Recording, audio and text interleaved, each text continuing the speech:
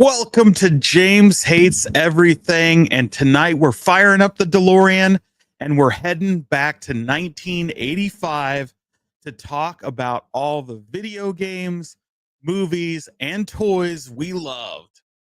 But before we do that, we're also going to talk about a arcade one-up apparently is alive. Speaking of 40th anniversaries, let's get into it. Maybe as I find the jingle.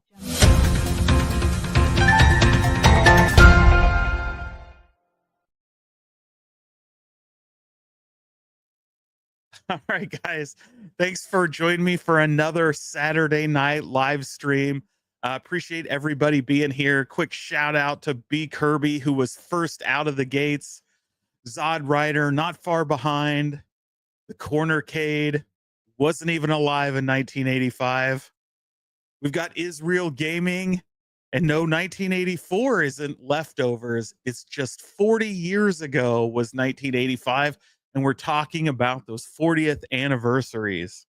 Jason Little Alien is the house because he knows I hate everything except for 1985.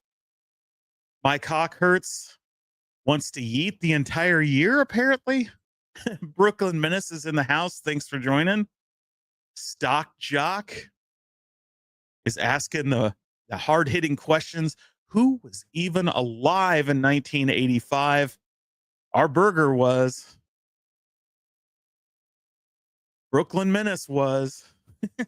Steve Sale is in the house. He was also there. Julio Hernandez, thanks for joining us. He was there as well. We got the real Zim. He's saying hello. And let's see who else we got here tonight. Fret Burner is in the house. And Bobby Broadway. I swear you're the Techno Parent guy's twin. Okay, there you go. Well, everybody, thanks for joining us tonight. I really appreciate it. And before we get into the main topic of the show, which of course is going to be the top 10 video games, movies, and toys from 1985, we have some late breaking news. And of course, I mean, if you could call it news, that is. Last week, we kind of talked about this briefly. I mentioned it to a few people. And let me slide over here. But that's not the right one. This is the one I want. So last week, we talked about it. There was a lot of blowouts on Arcade One Up. You had Costco blowing out the Midway Golden Tee cab for a couple $100. And you had Walmart liquidating all their peasant cabs, i.e. the classic cabs, those 3/4 scale without risers for $225. They also have the risers themselves on sale for $25. So we wondered what was happening. Is this just liquidating Q4 stock? Is Walmart getting out of the Arcade One Up business? Well, now I think we know, thanks to P-Dubs, who hangs out on the docks, we now know that a large shipment of new classic Pac-Man and Miss Pac-Man arcades are headed their way to Walmart. Of course, these are the Pac-Man Classic SE arcades and Miss Pac-Man Classic SE. Well, what could SE stand for? My thought is it stands for Special Edition. Could also be Standard Edition, but I doubt that because that's the one that was already out. So I'm saying SE is Special Edition, and that probably means we're getting our 40th anniversary Pac-Mans bright and early in the year. And we're probably just starting with the peasant cades. I would not be surprised if we don't see shipping notices very early now that we're past Chinese New Year, within the next couple of days or weeks, of Pac-Man Deluxe, Miss Pac-Man Deluxe Special Edition 40th anniversaries. So wow. Arcade One Up, alive and well, apparently. Alive and well with the hot garbage. So let's see. Empire, thanks for joining us. And Steve Saley says, I proudly wear a shirt that says, I'm a true kid. There you go. Let's see here. Biggie D is in the house. Hello, sir. And Fred Burner says, "Oh, thank God we can finally solve the Pac-Man shortage we've had since forever." Indeed, we've been wondering when Arcade One Up was finally going to bring us Pac-Man, and now we have it. Oh boy, oh boy. The Chimney Sweeper Cades. Yes, 45th anniversary. Thanks for the correction. You're right. So it's not really 40 years, but hey, we can poke fun just the same. SE sucks for everyone. Yes, it's the suck edition. More Pac-Man, yippee! Arcade throw up. Chris is. Oh, I missed it. I keep missing it. Chris, thankfully you didn't say music of 1985. I'd have an aneurysm trying to decide the best. Well, that is likely coming in a future video. We got to kind of dodge the bullet or on the music because that's a little more copyright strike happy.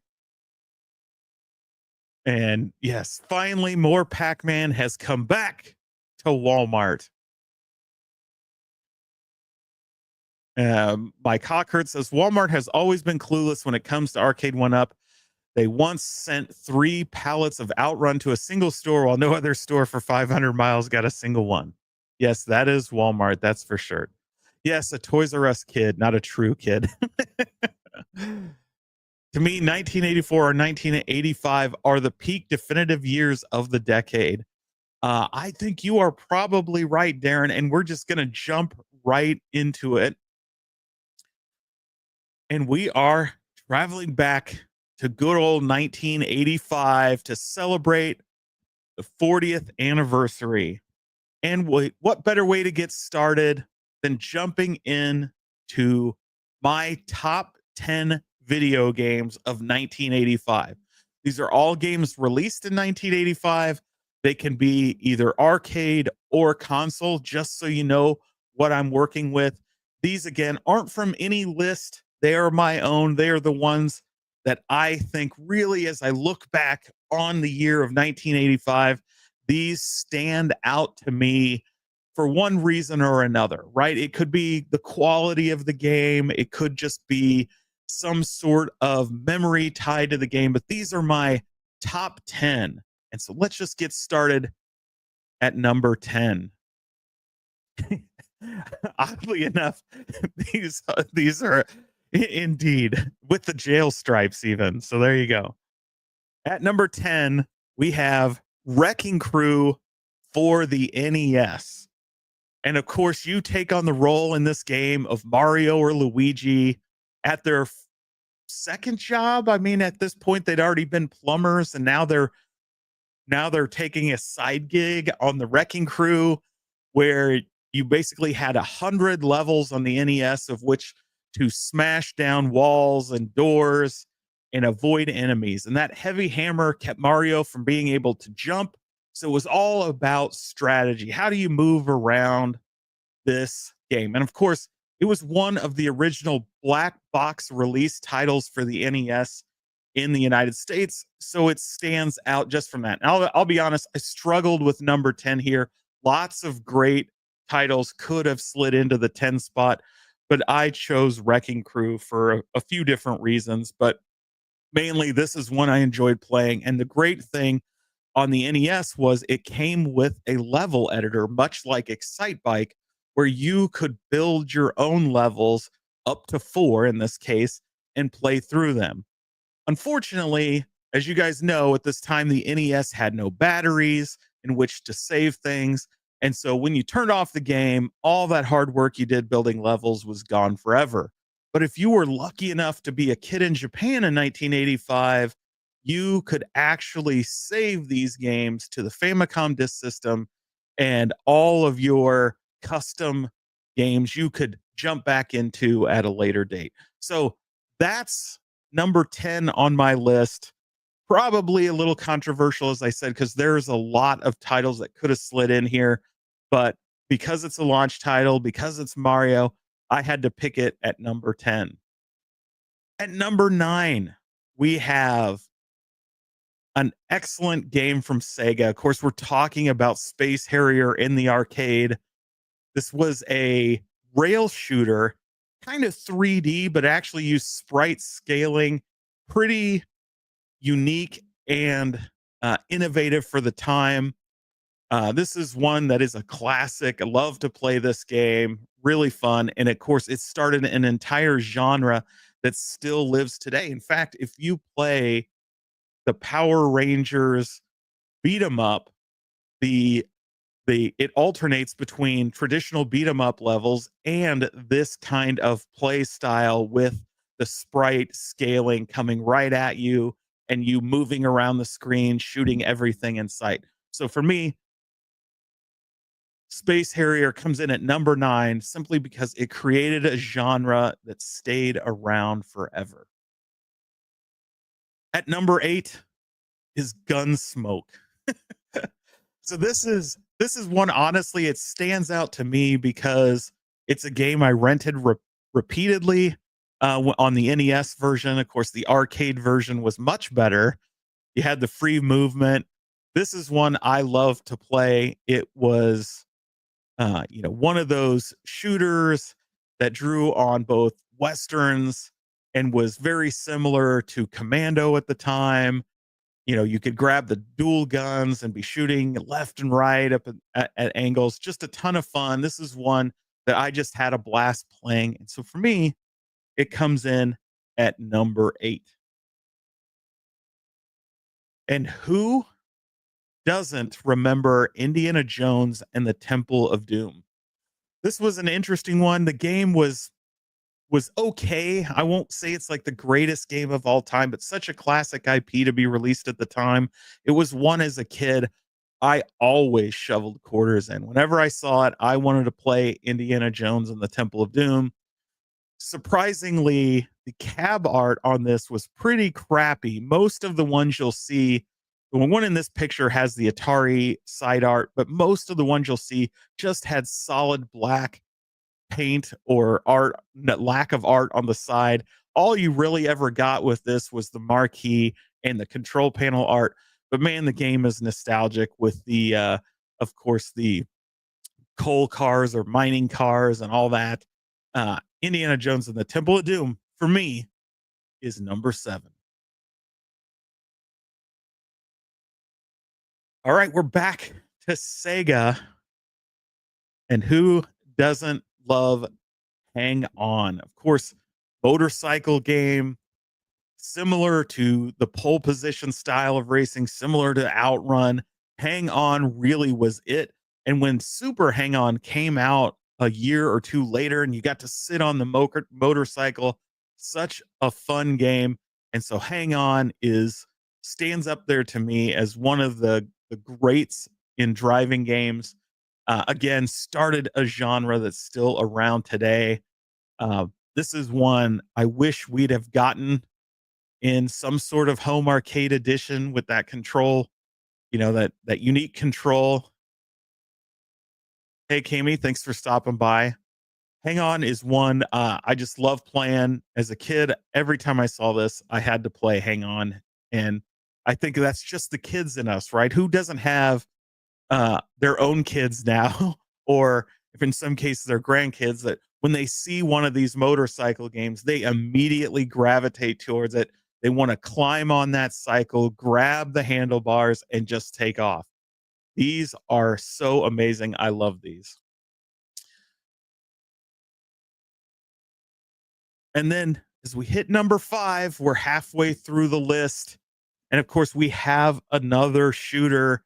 We are talking Commando from Data East. This again is another great game. This is one probably played way more than many of the other games on this. I love these styles of games. People know I am a big Ikari Warriors fan, and these kinds of games really do it for me. I love these like walking shooters as opposed to like, other shoot 'em ups and things like that. So I just had a ton of fun playing Commando. Guevara is another one, or what do they call it? Guerrilla War in the United States. Great games, and Commando really stands out. It's a ton of fun. It's super hard, which is what you want in one of these. It was a quarter muncher for sure, but I loved Commando, and of course, you know around the same year, the movie came out, right? No, though the movie and this game have nothing to do with each other, you can't help but wonder if at the time you were attracted to this game simply because of the movie, but loved playing Commando.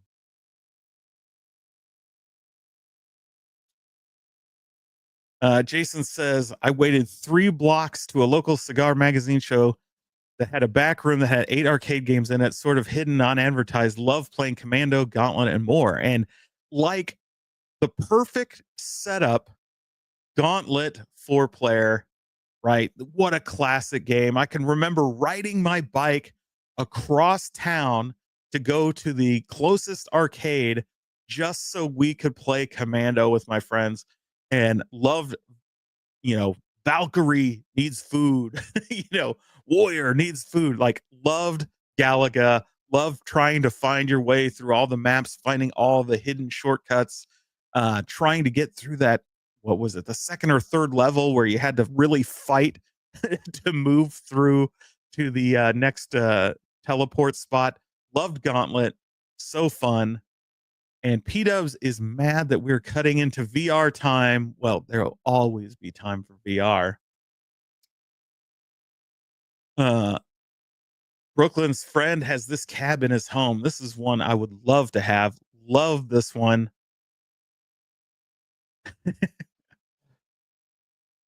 Yeah. So apparently this is a theme about the techno parent guy being me. So I have to check this dude out. Um,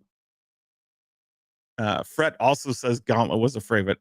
For me, Gauntlet 1, this original Gauntlet, the 4 player, just always will stand out to me. I know there's been many Gauntlets since, but the first and original one is so nostalgic to me. It is a ton of fun. It was one of those 4 player co-ops that I just love playing the shit out of. And it's to me, it's one of the ultimate classics. I love this game. Of course, now we got to go into the good stuff, right? We're getting into the top 3. And of course, we have to talk about Ghost and Goblins, another Capcom game. This thing is amazing. I love Ghost and Goblins. One of the hardest games you could ever play. It was unforgiving. Of course, those Red Devils right out of the gate, right out of the gate, you get your first one. And what a pain in the butt it was to get past that one. Super quarter muncher, but man, the art style on this, I have the marquee hanging in my game room. I love Ghosts and Goblins, always did. Had to have it on NES as soon as it came out. Just played the hell out of this, although I was super terrible at it. And still to this day, I'm pretty bad at it, but I love it playing it. It's one of the reasons I keep around that Arcade 1-Up Hyper Fighting Edition just so I can play Ghosts and Goblins on it. I love this game, and I would love to have a home replica of this because it's so fun. Of course, I do have the New Wave Toys edition sitting over there, but love playing this one. And if, of course, it has the sequel, Super Ghouls and Ghosts, or Ghouls and Ghosts, and on the NES or Famicom, you could also play uh it, man, what was the name of it? Um Gargoyle something or other. I'm trying to think of the US name. I have the Famicom version, but basically you play a game as those Red Devils, the Red Gargoyles, and you're that character, and it's a prequel to Ghosts and Goblins, and it's another great game. If you've never played it, you got to go jump into that one because it is a ton of fun. And it is available on the NES, but for some reason the name is escaping me. But for that reason, I mean, Ghosts and Goblins is right up there. It's the horror theme. It's all that. So for me, that is number 3. And we're getting in. Yes, Gargoyle's Quest. Thank you, Zero. That is the one I was thinking of. That game is a ton of fun. Next up is Paper Boy. And of course, if you saw Cool Toys video, I think what made this game stand out for me, it's the time, right? We were all riding BMX bikes. We were having a ton of fun. Uh, I don't remember what year Rad was released, but Rad was such a, a monumental movie, at least for me and my friends at the time. we were all riding our BMXs and had pegs and all these things. And Paperboy, which captures the the bike riding aspects, and it's a hard game. It's a fun game. It's such unique gameplay style, which are Atari, and I think this was Atari, right? Made this one. Um, it really captures the era of what Atari was doing in the early arcades of coming up with unique control schemes in their games. Of course, it made it hard to port those games to consoles. So you always had weird versions or weird controls, but between Paperboy at the time, it just spoke to the kids in us because, at least those from my age, this was prime bike riding time. It was all the hype back then. And the Cornercade apparently has never seen Rad.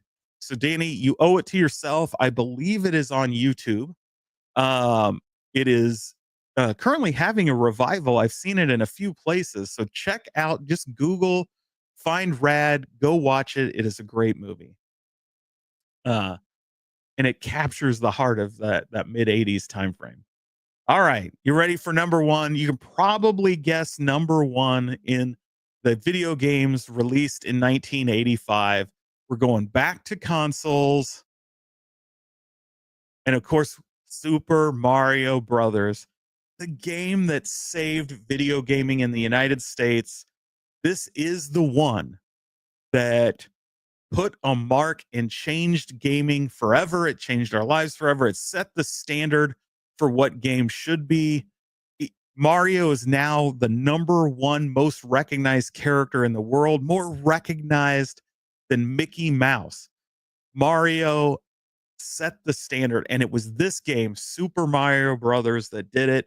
It is still fun to this day. It is still a challenge to this day.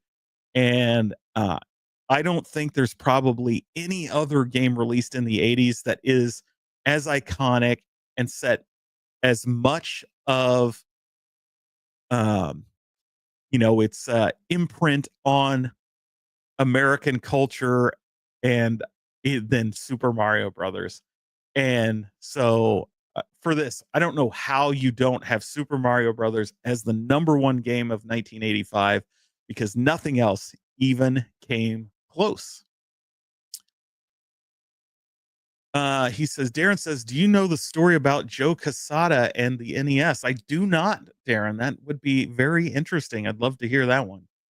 Of course, Mario Brothers was, I didn't talk about this, but of course, Wrecking Crew was created by the same guy that actually designed Metroid and then later worked on Ikari Warriors, Kid Icarus, also two of my favorite NES games.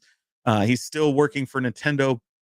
I think the last title I saw he worked on was Metroid Dread. And of course, as you talk Super Mario Brothers, this is created by the king of Nintendo, created Donkey Kong, created so many classic games that we're still playing and loving today. So Super Mario Brothers, again, iconic part of history. And again, saved video gaming, in my opinion. And I think in a lot of experts' opinion.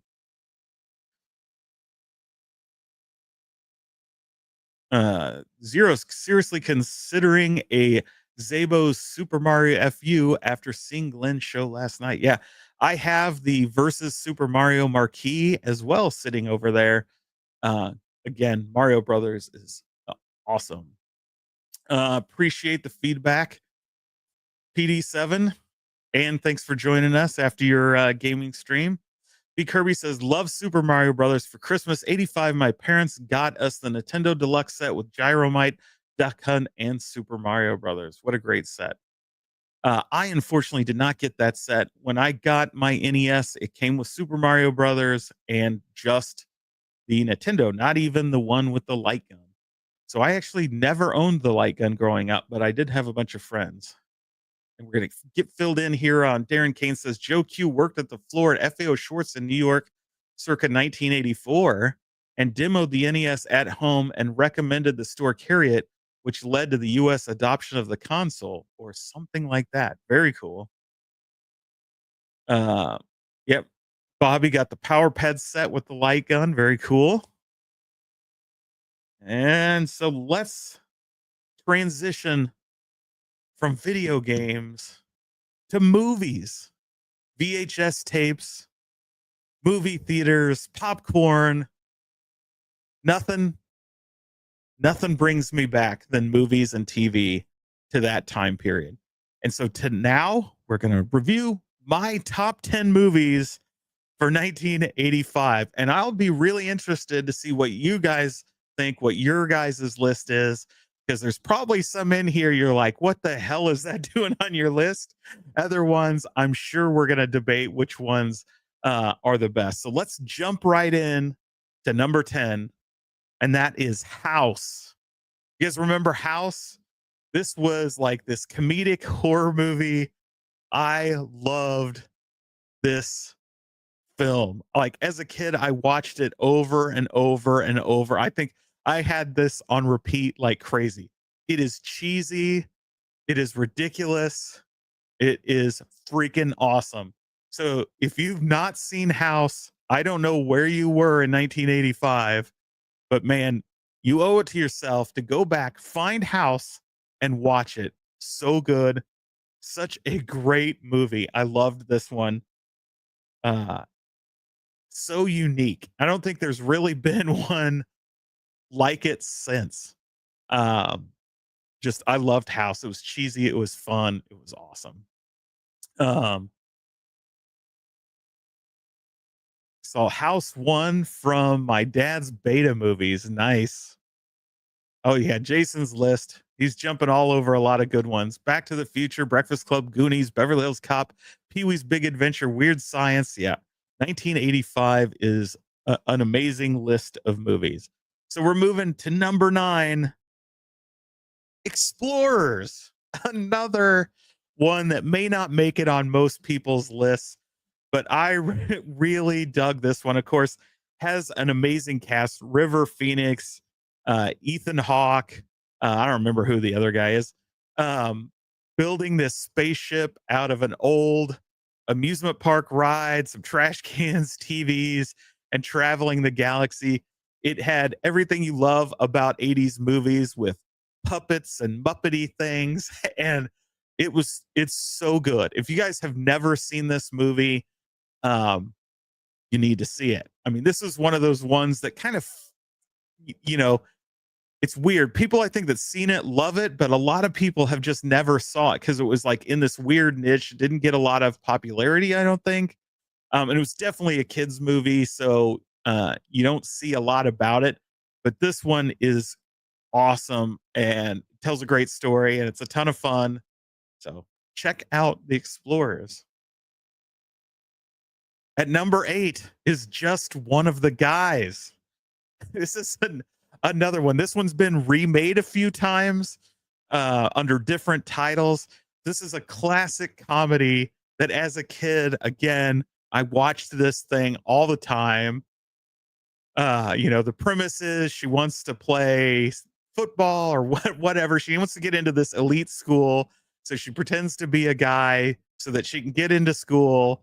And yes, there are some R-rated scenes in this one, and MG knows. Everybody knows that scene. It's a good movie. It's a funny movie. This is one. It's a classic. I love Just One of the Guys. I watch it all the time. Well, I used to watch it all the time. I don't think I've seen it in years. One of those movies when you rented it, it always appeared to be broken. This is a great flick. I really enjoy it. So lots of people remember the one scene apparently, and it was a memorable scene. But great movie, worth a watch. Brewster's Millions. This is to me, this is Richard Pryor's best movie, and he has a ton of really, really great movies. John Candy, what an awesome premise for a film, right? You're getting all this money, you got to spend it all in 30 days, or you get none of it.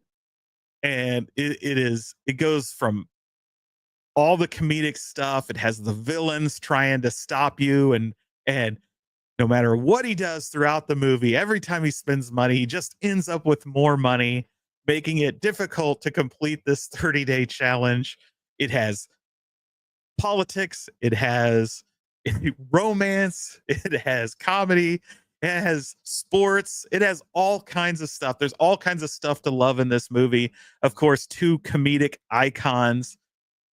Man, this is a classic. It is one of the greatest movies of the 80s and totally worth watching. He has to spend a million to get a billion. The movie was always 10 cents in the bargain bin. Yeah, what was the none of the above, Zero. None of the above is the campaign slogan. Vote none of the above. And boy, did they. Uh Pryor and Candy together. How could you go wrong? Indeed, this is such a great movie. So that's for me why this one comes in at number 7. Unique story, really so good. So good. Fourth Horseman, thanks for joining us. Now we're moving into John Hughes land with Weird Science. And of course, I had to pick this scene because, Robert Downey Jr. with a bra on his head is peak Robert Downey Jr. This is such a great movie. You got Bill Pullman in there as the pile of shit. You've got, the nerds making a woman with a Barbie doll on their Apple II computer. Such a funny movie, such a great movie. It just screams everything about John Hughes. Man, I don't know how you haven't watched this movie 1,000 times.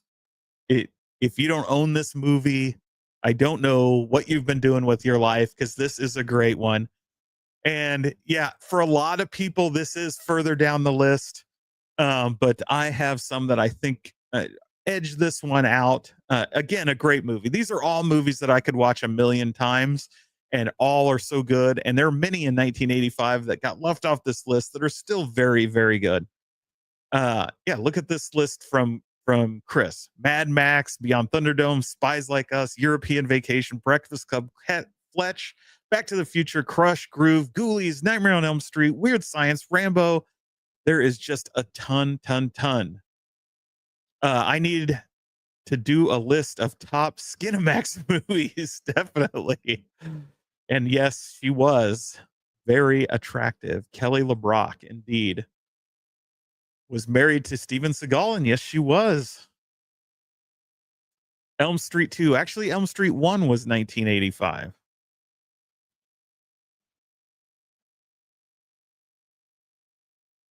Next up, we talked about it earlier. Commando. Arnold Schwarzenegger, Alyssa Milano. What a great movie. This was, I think, one where it really started, the catchphrases that the comedic catchphrases in movies. Every time he blew them up, he had a line. It was so good.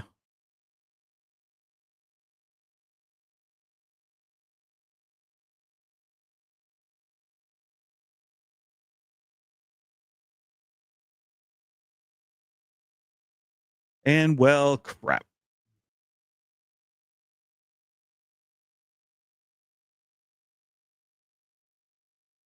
Sorry, I lost my streaming window. There we go. All right, so I was looking up something because uh where was it?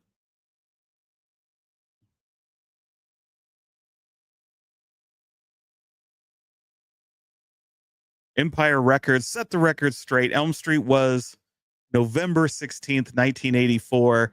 So my list is broken. So, we got an out of place one in there because it's higher up on my list, because the things I was looking at showed it as 1985. But Elm Street 2 was kind of meh, but it was a classic. Anyway, Commando, such a great movie. Loved this one. Uh, yes, yes, I had a mild stroke mid thing. Uh, I heard if you say Alyssa Milano 3 times on string, John, formerly of Arcade, makes an appearance. Okay. So there you go. Commando coming in at number 5. And at number 4 is the incorrectly listed Nightmare on Elm Street. So we'll call this one Nightmare on Elm Street 2. But this came out at late 1984. So I'm calling it 1985. So there you go. That's when I saw it. And this started an obsession with me. I love Freddy. It's my favorite horror movie of all time.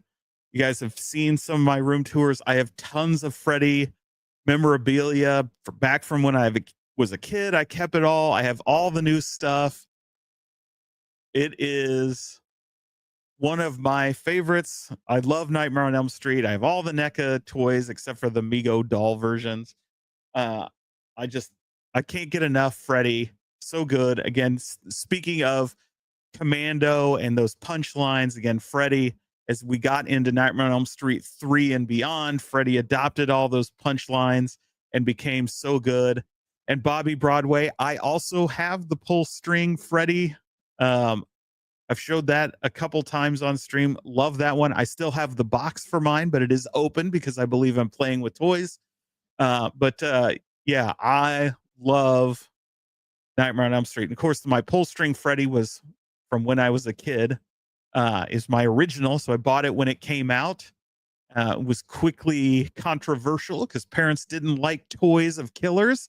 I also have the Mattel special effects doll, which was a little guy that then also came with a Freddy Krueger outfit, mask, and helmet and glove, because the idea was that you were a special effects artist with them.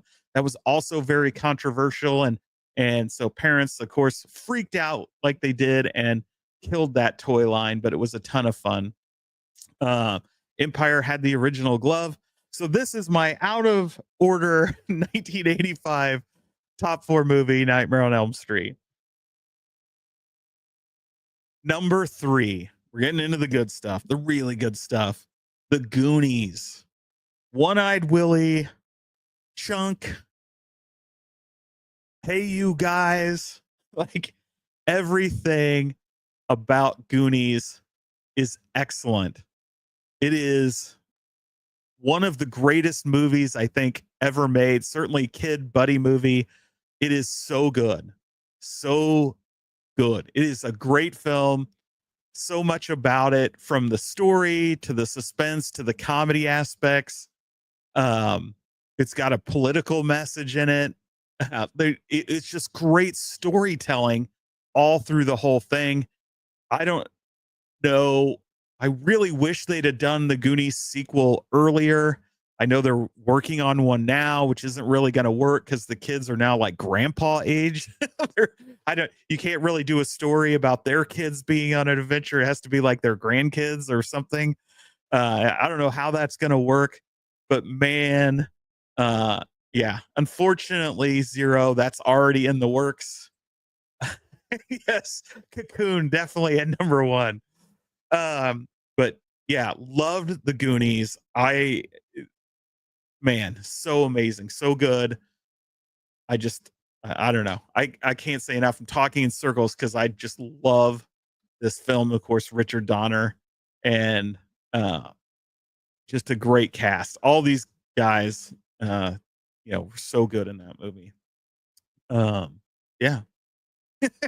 Just reading your chats. Short Circuit is such a good one. RoboCop, Police Academy. Yeah, all good movies, but not 1985. Skeleton Crew is practically a remake. Yeah, I haven't seen it yet. I'm dying to see that one, Cammy. It's waiting for my friend to add it to his Plex server. Because yeah, just seeing it, it reminded me of the Ewok movie, which was also released in 1985. You know, that kind of style of Star Wars for kids, and I'm really excited to see it. Can't wait to. James has White Knights at number 2. All right, let's talk about number 2. Number 2 is a real struggle because I consider it my favorite movie of all time, but apparently it's not because it just got edged out by a different movie. But this is a classic movie that captures the angst of the era. It is one that is timeless. You can go back and watch again and again and again. It's still relevant today. Uh, all the caricatures, the stereotypes in this movie still live up today. And MG nailed it. At number two is Breakfast Club. Again, another John Hughes film. So good.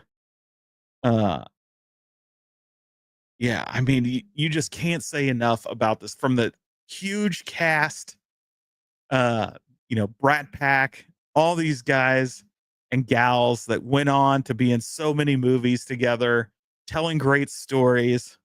This is one of my all-time favorite movies. Is probably, quite frankly, the only movie that every time it's on, I will watch it. If I flip around or see it on, I'm going to turn it on.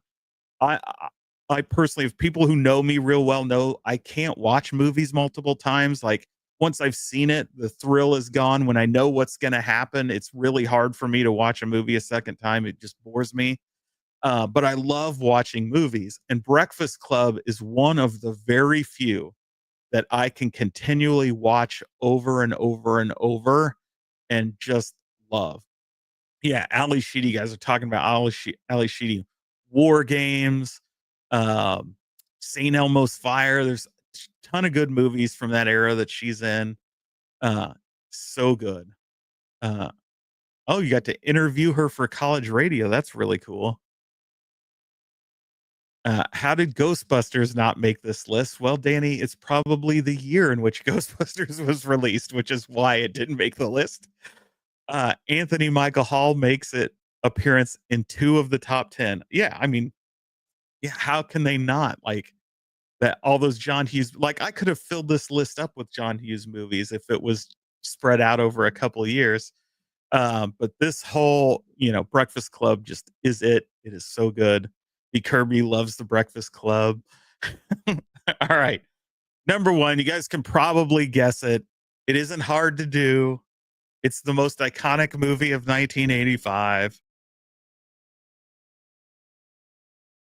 It's Back to the Future. Robert Zemeckis, you know, Michael J. Fox, Christopher Lloyd, just so many great actors in this. Uh, Again, another movie you can watch again and again. Uh, Honestly, I prefer Back to the Future 2 to Back to the Future 1, but Back to the Future 1 is completely iconic.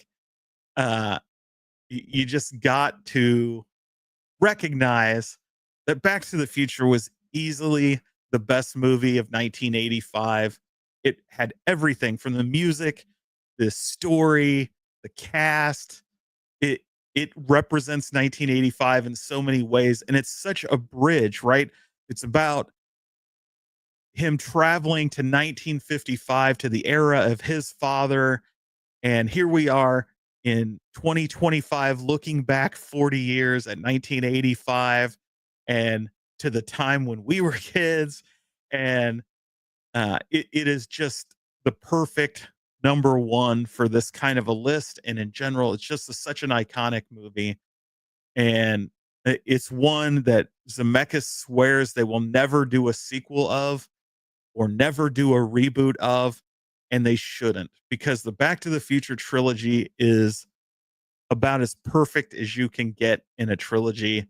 They don't need to mess with it. They don't need to go any further. I realize there was a cartoon. There's been a few video games that try to carry the story out, but you can ignore those. Movie wise, this was it. They told a perfect story and they should just be done with it because it is awesome. And I hope nobody gets the rights to this thing and decides they need to update it for a modern audience because it doesn't get any better than the Back to the Future. Uh, Marine 50 was in the Marines. Well, thank you for your service when he was born. Who was born? Uh, Probably Danny. So I guess I see here Cornercade born in 1986. Leah Thompson. Yeah. Oh man. She is Yeah. And she's aged really, really well too. So, uh, she was a beauty. I rewatch these movies several times a year like comfort food. Yeah, these are classics. 1985 is one of the greatest years of film of all time, I think. Meatball says solid list. Uh, Ryan Johnson is remaking it. Oh, he better not. Oh, thankfully, Universal is not a Disney property as of late. Leah Thompson in Howard the Duck. Oh yeah, that's a great one. Uh, she banged a duck. Yes, she did. Yes, she did. Uh, I think somebody said Rad was 1986, so that's why it is not on this list, or it would be. All right. Yes. Yes, indeed. Another great classic scene. And of course, we didn't see Howard the Duck again on film until Guardians of the Galaxy 2, I believe, in which we saw him. Maybe it was Guardians of the Galaxy 1. I'm drawing a blank there. Um, but he was locked in one of the cages in the collector's set. So he did make an appearance, and I've heard rumors we will see him again in some movies coming up. No horrors make the cut. What? House and Nightmare on Elm Street made the cut. Zero. So yes, I could do a whole horror list all by itself because again, I love horror movies as well. But really, as you go through and say, what were the best movies, the most impactful for me growing up? Those were them for that year. All right, we're gonna transition into another obsession of mine, and that is toys. So we're gonna talk. There's a lot of toys, lot of toys.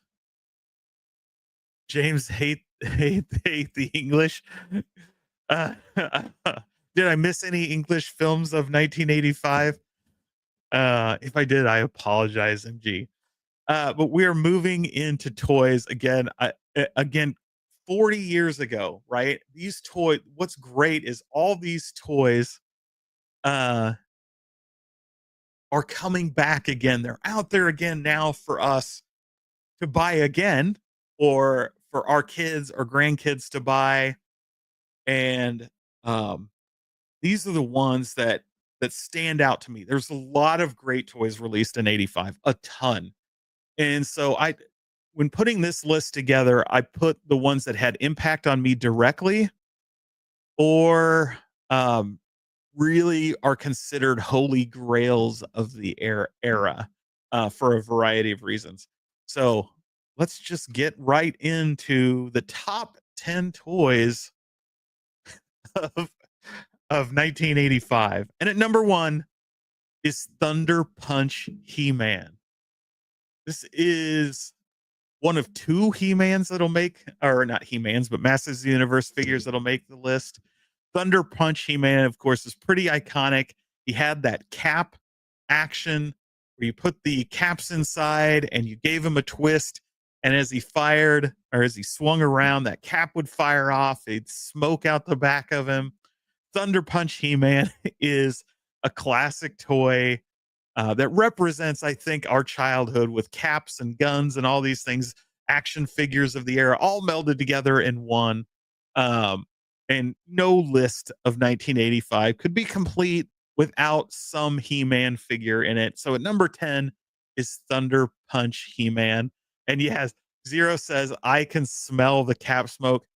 Legitimately, I thought the same thing when I was thinking about this figure. You can really that aroma left a lasting impression on us from that era. Not enough fireworks get sold to kids these days. I think it's pretty interesting the stuff that they got away with back then with sparking toys and missile firing things that people could choke on. Was this before or after Kung Fu Grip? So Kung Fu Grip, I think, started in the 60s era GI Joe. Uh, if I'm not mistaken. Certainly the 3 3/4 GI Joes all had the Kung Fu Grip. but I think the Barbie dolls did as well, which would have been the 60s era. But I know Steve Sale or somebody else in here could correct that. Uh, that know those older era of toys much better than I do. All right, next up is the first in a definitive line of 1985, and this series went from 84 to 86. Of course, it's back in stores again. This is one of PD7's favorite lines. It's one of my favorite lines, and of course, we're talking about DC superpowers. And here I chose Brainiac, and why Brainiac? Honestly, didn't have this one, but this one is special because it's got that vac metal on him. That does not age well, which makes this character pretty valuable. Also had an action where you would push his arm down to make the other arm move. I can't, or he kicked. You pushed his arms down and he kicked. That's what it did.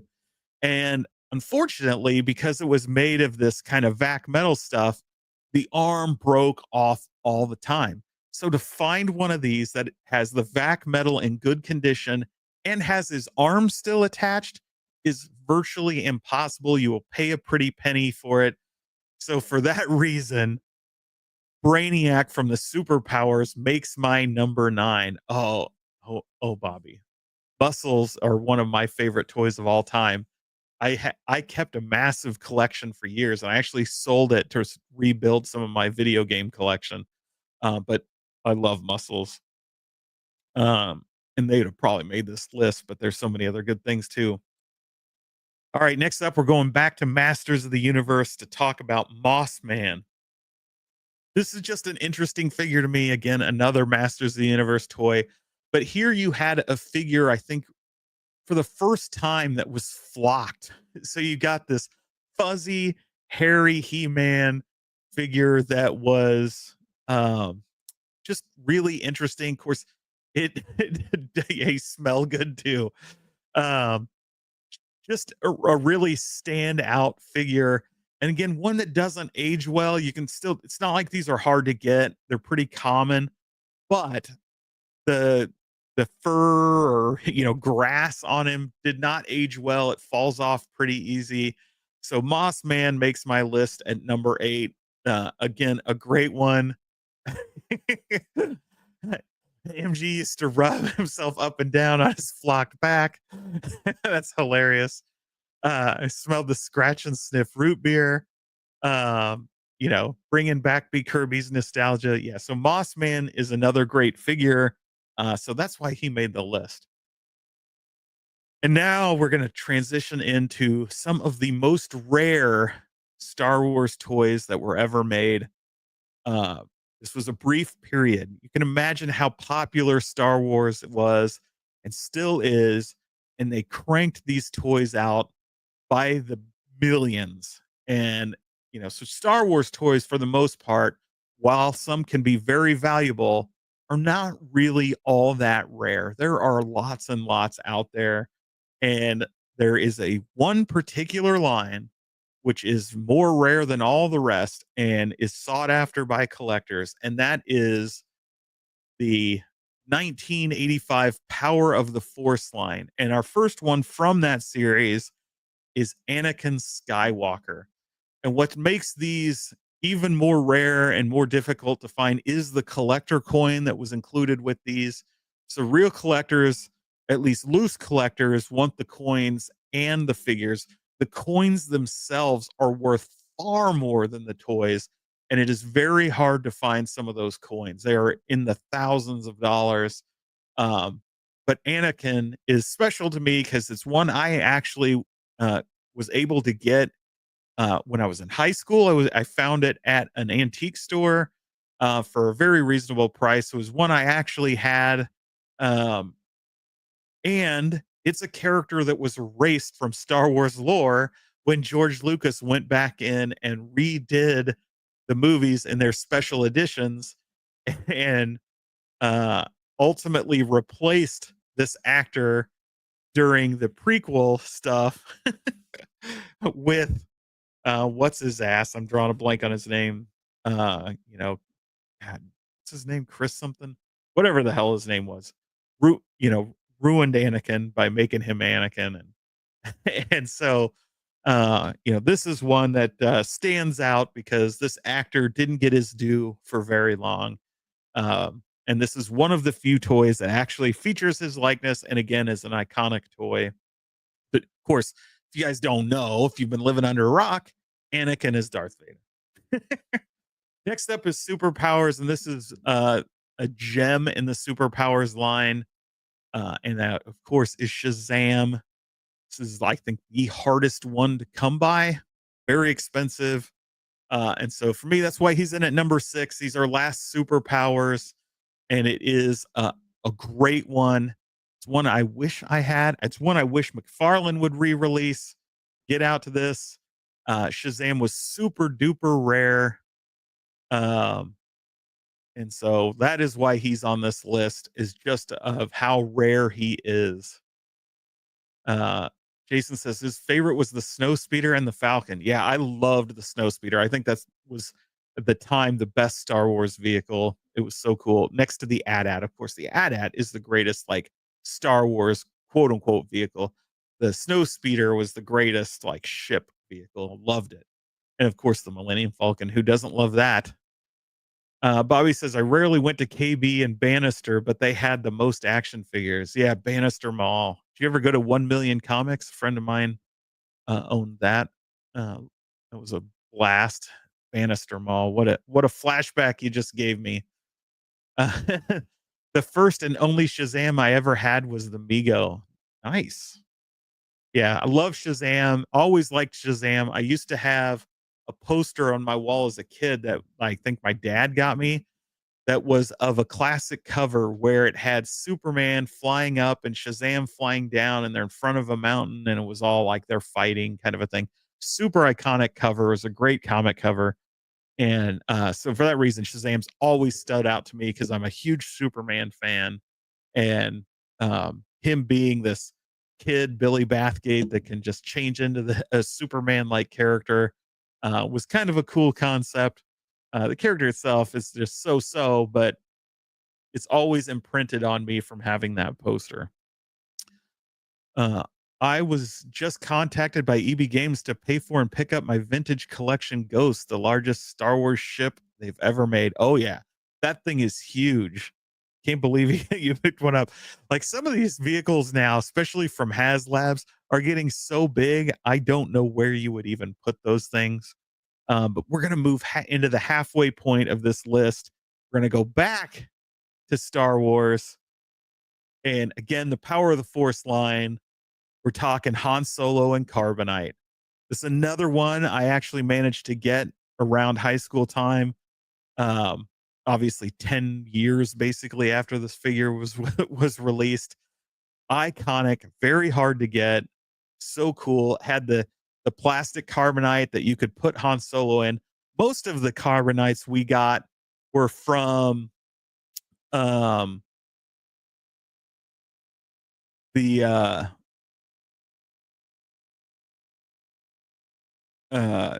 from the Slave One vehicle, but very cool.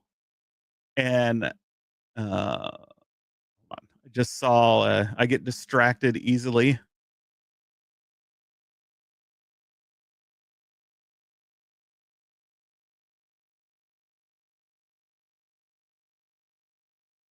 Um, Sorry, I thought it was about something else. But anyway, uh, a second Mitch McConnell moment there, MG. Sorry, getting text messages. Thought it might have been important. It was not.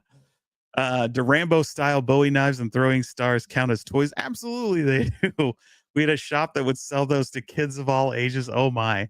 Owner, it had a bro who owned a mart that sold beardos. Very interesting. Meatball says, I kept the plastic package backing to hold him in for many years when I got this. Very cool. Yeah, it's this I loved this line. And Power of the Force, like I said, had some of the best figures they ever released. They had Luke in his stormtrooper outfit, of course, Yak Face. Some of these ones, like they just went above and beyond in this line, but at the time the line was basically dead. And so it didn't sell well, didn't last very long, and that's why they're worth so much money. But man, so good. All right. I know some of you will like this. We've got Tomax and Zaymont, the Dreadnought twins from G.I. Joe. These were so cool toys. I had these. I'm sure lots of you did as well. These G.I. Joes were amazing. I loved this era of GI Joes. We started getting into the mid 80s. But these, I played the hell out of these. Of course, had the little, I don't remember what the Jeep is called, but they had the Jeep that kind of matched this color that came out around the same time frame. Super iconic. I've loved these figures. And to this day, I think they're some of my favorite GI Joes that they ever released back then. Very cool. Didn't they come with an ATV? Not in this pack. They did not. This was a 2-pack that just came with both of them together. MG had Action Man. Action Man is another great toy line. Not as popular in the US, but huge over in Europe. Action Man had a lot of good accessories. Just dropped in to say hello. Happy Saturday night. Thanks for dropping by, JJ. All right.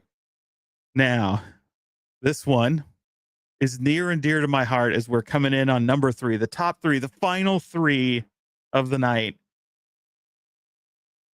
I mean, everybody remembers Transformers, right? Who doesn't like the Transformers? When you're a kid, cars, robots, all together, an amazing toy line, a great cartoon, a movie, everything about it was awesome. But even more awesome was the idea around this toy that you could take multiple Transformers and put them together to make a giant Transformer.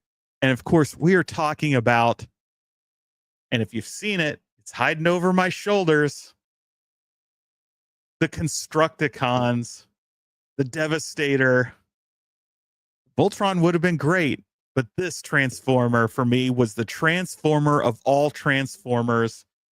6 vehicles that transformed into their own robots all by themselves. And then you could go one step further and form a giant Transformer out of all of them. What a great toy. What a great concept.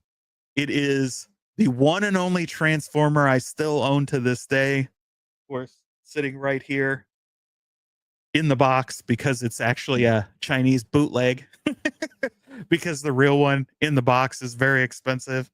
I loved the Constructicons. This was so iconic, such a good thing. They sold a ton of these, so you can still find this pretty readily. Unfortunately, there are a ton of small parts that get lost easily because you can imagine as you connect this thing up, there are different pieces that need to snap on to make him form this big robot. So finding a complete set of these is very difficult. And I think they'll run you around, I think it's $250 or $150 for a complete loose set. That's in good condition, right? With the stickers still working. You guys remember those stickers? You put your thumb on them to reveal if they're an Autobot or a Decepticon. Very hokey, but those stickers don't last. Their functionality didn't last well if they weren't very kept nice and secure. But yeah, MG, the heat stickers. But loved these, the Constructicons. It's one of the most iconic toys of my era, I think. I just loved this one. So for me, that's why that's number 3. And again, this is another toy that's actually sitting right over here, which you can't see because it's right behind my back. I proudly keep this on display. I actually bought it earlier this year after who knows what happened to the one I had as a kid. It made my list of top toy pickups for last year of 2024. And it's one of the best vehicles and action figure lines, I think, that is totally underappreciated. It's sold super well. And that is the Rhino from Mask. This vehicle is awesome. Came with 2 figures with the masks, of course. It was a semi that expanded to be a base. The back came off. So you got a little vehicle with it. It had that big rocket firing out of the back. It had a battle ram on the front. The smokestacks bent down to shoot. This vehicle was awesome, and it was everything in the show. Loved the Rhino, loved Mask in general. Got tons of the vehicles still to this day on display over here on my left. Mask is iconic. Great show. Doesn't necessarily hold up. We keep getting rumors that Hasbro was going to start remaking this line. Unfortunately, based on their latest announcements of abandoning most of their IP toys and just focusing on a few uh, huge brands, they're probably not going to do that. But what that does mean is that the Mask license is likely to go up so that somebody else can bring us these toys, because I know there's high demand for a new release of these, and I, for one, will be right there to buy them for myself and for my kid, because I think these are awesome. I know he would love them. Love Mask. It says, you had to work for more than 30 hours a week because of labor shortages. They were always working overtime. Yes, they were. Boulder Hill, so fun. I had Boulder Hill, loved Boulder Hill. Mask pajamas. Now that's you mask pajamas. You got me thinking about underoos. You guys remember underoos? I had the Boba Fett underoos, the Superman underoos. Love that stuff. Yep, the cycle copter, the green with the, I don't remember the character's name, but all yellow. There were so many good Mask vehicles. The other one that really stands out for me, the time, of course, besides the main one, is the 57 Chevy. I loved that one. That one always is super nostalgic for me. I remember getting that one for Easter, and that one always stood out. But for me, this was one of my favorite toys of all time, the Rhino, and I just loved those Mask toys. Wish they were still cranking them out to this day. Such a bizarre concept, but I didn't care back then. It just seemed cool. Yeah, I mean, really Kenner. I think it was their play at Transformers, right? Hasbro had Transformers, and Kenner was looking for something that could tap into their action figure line and Transformers, and so they brought them together into this line, and really melded the two, right? Because Kenner was really known for their action figures, where Hasbro was all about. I mean, they had GI Joe and Transformers, and so bringing them both together in Mask was a stroke of genius. All right, number one, and this is probably a grail on all of your lists. I guarantee it was. I would be shocked if this wasn't a dream toy of yours. I would truly be shocked, because I think this was a dream toy on everyone's list. I was lucky enough to have this one. One of the benefits, I guess, of having divorced parents when you were that age is that generally one of the parents tended to spoil you when they can. And this certainly was a toy that I was spoiled with. I didn't get to play with it a ton because it was at my father's house, but the damn thing was so big, it took up an entire bedroom.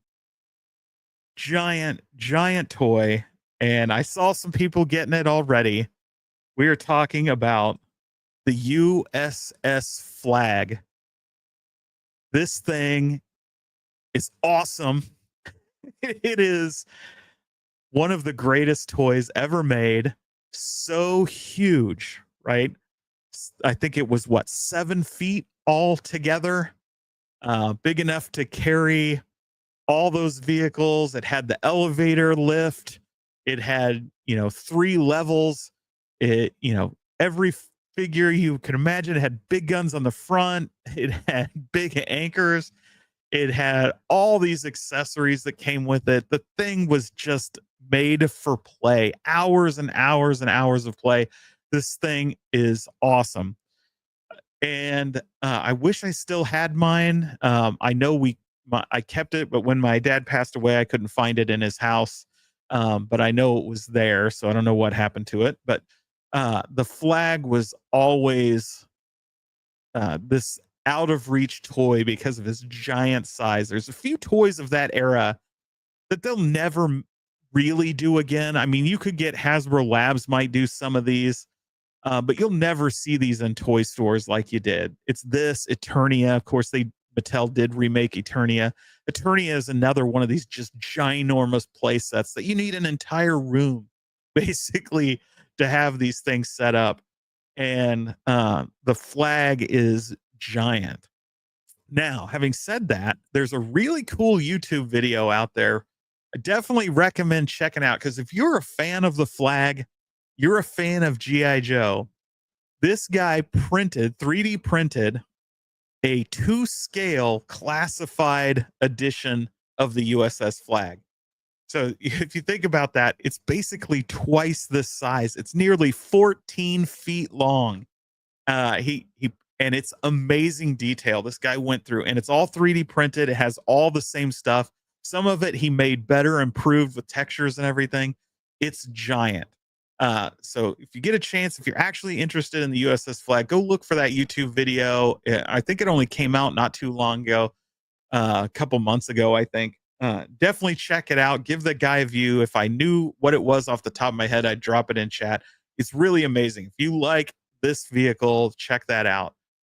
And no, MG, it did not float. As you can see, there's not a lot of side to it. I remember it had, to make it look like it had a hull of a ship on one side, you had this flimsy plastic strip, basically, that you slid through the struts to make it look like it had a hull. But still, it was amazing. This is a great toy. It was very fragile. The pieces, I think, really indicative of G.I. Joe, whether you think of the base or some of these other vehicles, where the connection pieces were very, very fragile, were tended to break really easy. MG, if I'm not mistaken, the Ewok Village came out in 1984. I could be wrong, but I think that's when that one came out. Of course, it was re-released a few years later in the Robin Hood Prince of Thieves as Sherwood Forest as well. But so that's number one, guys. So that completes all of our lists. We did video games, movies, and TVs. Or not TVs. I didn't do TV yet. What am I saying? Video games, movies, and toys. So that's really all I got. We got the big 1985 retrospective. We talked about Arcade 1-Up showing signs of life, albeit pretty pathetic signs of life, with some sort of Pac-Man Peasant-Cade special edition coming to Walmart. I had a ton of fun putting this list together. Tons of nostalgia, tons of memories. I hope it spawned some of you. Love to hear your guys' lists. I know a lot of you threw stuff out there. I missed a lot of good films. I missed a lot of good games. I missed a lot of good toys, and I'd love to know what you guys think. What some of your favorites are. And with that, I think I have some VR playing to do. So I appreciate the kind words, guys. Ninja Turtles are awesome. That's got to be the biggest toy ship I ever seen. It definitely is huge. Appreciate the kind words, Meatball. Let's see, had a near complete set sold for like 400. I assume of your Turtles. Yeah, now they go for quite a good show. B Kirby, thank you very much. Terrahawks, man. MG, you got all these Euro toys and stuff back then, man. Definitely, you got to find them and send them over. There's a lot of great stuff over from Europe and the UK. There's some great He-Man toys, Masters of the Universe, that were never released in the United States from over there, that are super awesome. Very hard to find. Back to Dungeons of Eternia. And I am down for some walkabout. So in room yeet, if I don't find a room. Excellent. Let's see. I kept a few, like the Stingray guy and the Neutrina hoverboard guy. Excellent. That's another Broadway. That's another line that Playmates has been actively re-releasing. So one of the cool things Playmates did that no other toy line did is they kept all their original molds. Now they did lose some in a fire, so not every figure they have the original mold for. But last year, and really it started in 2022, but specifically last year, the 40th anniversary of Turtles, they started re-releasing the original figures on the original card backs with that 40th anniversary sticker. And so I've been collecting those and hanging those up, recollecting the turtles I had as a kid. So be on the lookout for those if you're interested, because they're about the only affordable figure left on the market today. They're like under $10 at Walmart. So very affordable considering your average action figure these days is 25 bucks or more. So again, thanks everybody for joining me. Appreciate it. Um, I will catch you in the next one. And remember, have fun.